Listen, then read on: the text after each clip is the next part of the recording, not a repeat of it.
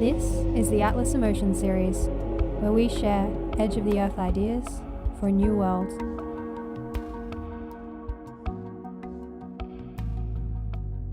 Hello and welcome to another Atlas Emotion Series podcast. My name is Ella and I'm feeling pretty excited at the moment because I've just shared a video and it's just been 2 days and it's been shared over 66 times and has had nearly 2,000 views. And I sort of made an active choice to not boost the post or do anything, but just to watch the organic sharing process. And it's just been really exciting because it's the first time I produce something that's had such a fantastic organic reach. So I'm excited to just keep watching. And I feel like it's very relevant to what I'm here to share about two different topics. And the first one is called teaching, and the second one will be stories and storytelling. This series of 3 podcasts is here in conjunction. These different episodes all work together. On the last podcast, I talked about the idea of slavery or being a slave to our beliefs.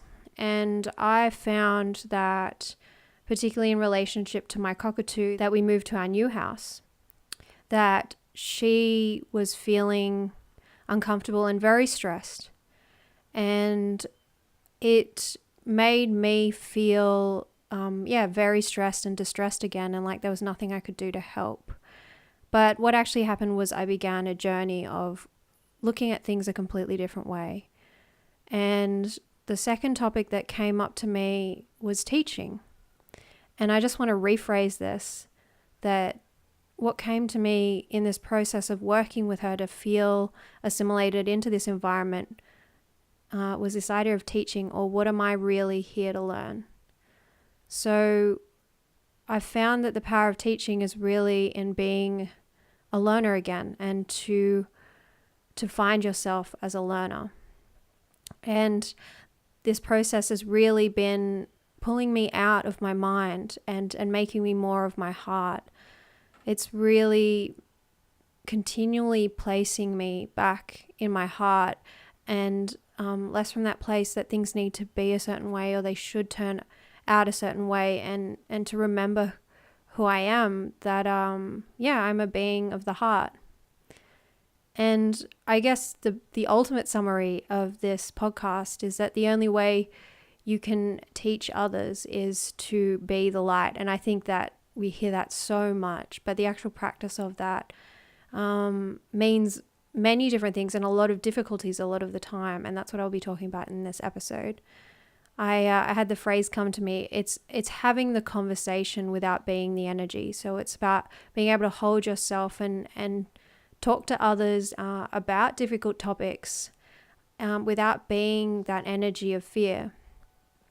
In your relationships with others, particularly others that you want to guide or share your perspective with, that your only real responsibility is to keep growing and to see how much you have to learn from them. Because it's in giving yourself the space to be yourself that you actually grant them the space to be more of themselves. And it's actually exempling to others that the way that they can be responsible for themselves. So this topic definitely came up in relationship to my Cockatoo. So firstly, there's the species barrier. So I really had to start relying upon reading energy and understanding my energy and how it was contributing to the way that she felt. And I recognized that I definitely was not letting go enough, and using my mind and judging the situation used to protect me in some way, and so I kept that going. And it was through going through this process with her, with the intention to bring her peace and to bring the household more peace, that I really learned of what an energetic reflection she is to me. And as I was distressed, so was she. And so she's really showing that. And I came to start asking myself, please show me what this is teaching me. And as I asked, so there were insights. So I constantly needed things to change, and I would hear things like, she doesn't need to go anywhere, she just needs to remember. And that applies to all of us, just needing to come back to this present moment and to come back to our heart and to remember who we are and what we have to share, which is joy and love, which is what the video actually that I just shared is about. It's about an incredible guy named Gerard O'Dwyer, and he's an actor and a Down syndrome advocate. And in the shoot that we had together, which was just over a day, he really just made me smile nonstop. And I think he was such a teacher to me, showing me just be it, just enjoy yourself, and things might not go the way that you expected or wanted them to, but ultimately, you know, coming back to that place of learning and coming from your heart and coming from a new perspective. So in healing together, healing just means creating more space, seeing them deeper. That was another thing that came from this place of having to move through so much of her stress, that it really made me empathize with her more. She can't see it until you do. So the way that I see this phrase is that until I really see myself, so that meaning until I'm really with myself and until I'm really back in my heart and compassionate, then there's no opportunity for her really to do the same. And to just witness the situation as opposed to judge it. Recognize where I was putting my energy outside of myself and where I was feeling disconnected because I wanted and was expecting for things to be constantly different, as opposed to appreciating them and accepting them for what they are.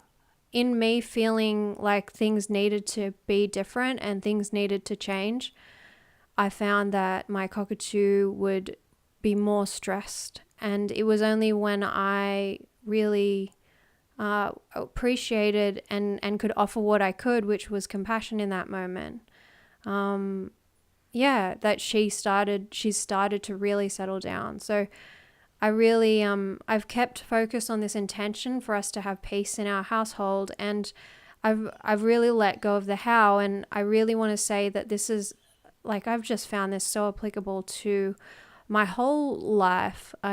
I've been doing a lot of visualization, and I'm going to be talking more about that in storytelling. And it's as I've been visualizing and truly feeling that focus of feeling the energy of what it feels like to receive the things that I really want, then I've found that in dropping that I needed to do things a certain way or practice things a certain way, the universe almost tricked me into the ways that I did. I can receive these things, and I will talk about that more in the next episode. But I really found, and I think I'm really now sitting into the place where, for me, what's been working is visualization and as we hear it all the time, letting go. But it really is visualizing and allowing things to unfold based on what feels exciting. I've learned in relationship to my cockatoo what has been, I love this phrase, an increase in empathy, a decrease in fear. So, as I've been able to offer my empathy, there has been a decrease in fear. And I recognized that I needed to control her. Like I got really obsessed with giving her healings, and it's because I was trying to control how she felt. And, it's because I felt out of control and I felt lacking in trust that things were going to be okay. And I learned from this experience that, it's absolutely about the healings, but it's also about the empathy and the compassion in this transition period. I was trying to control her experience, but I couldn't. I can only guide her experience. And so I've learned more and more to just let her have the experience she's had, offer the compassion that I could, and to recognize when I was feeling like I was responsible for her. Like the fact that I felt so responsible for whether she was well or not burdened me. And it was only when I noticed that emotion and pulled away the responsibility, obviously taking care of her every day, but not being responsible for how she felt. If she felt distressed, I could offer my empathy and compassion. And but sometimes just allowing her to express that and allowing her to be distressed and calm herself down and not control the situation from that perspective, to just take control of my own emotions. And I've really found that what the gift is in this experience is that it's been supporting me, and it's all supporting us to transform like old violent energy. So energy where, things aren't going our way, so we try and control the outside world. And we really actually, in taking back that responsibility for ourselves and how we feel in these harder situations, we really become teachers for a different way of doing things. And we're being gifted the opportunity an attitude to be a teacher, that we don't have to run the old paradigm of being sucked into the way we used to feel, perhaps, and perhaps others may be feeling. There is a way to have a conversation from a new place without actually being the place that we used to be at. So really, this was a simple episode. I just wanted to share with people that when you give yourself the love, others will learn to detach from you, and that, you don't need them to change. So they're learning that it's safe to be themselves. And I'm specifically saying this in relationship to my Corella. When I gave myself the love, I've found out she's been detaching more and more from the need for me to give her love. And, I've also not needed her to change, but in that, because she's felt more and more safe, I've found that things have improved.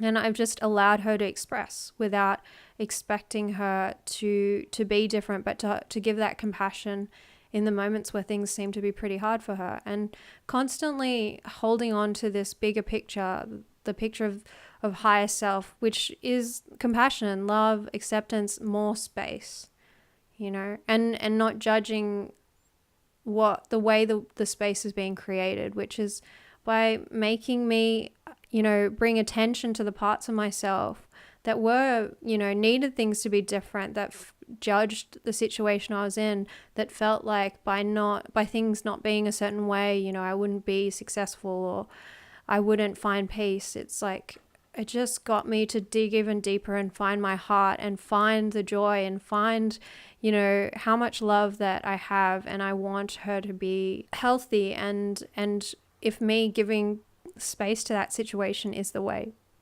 that's exciting. And I've really learned that. I've learned the active space and the power of space. So the real teacher is, how well can you be in the present moment? How well can you be in the present moment? That's the teacher. Whatever's happening right now, how can you be with that without judgment? Just being able to watch it and to choose a perspective more in line with who you truly are and what your heart wants to express. Because, whatever situation this podcast is bringing up for you, ultimately to have a look at it and see that they are teaching us, this situation is teaching us that ultimately I am fully supported and she is fully supported. So you are fully supported, and the situation that you may be in or a situation that comes to you is just showing you to choose that and to see that you are ultimately supported.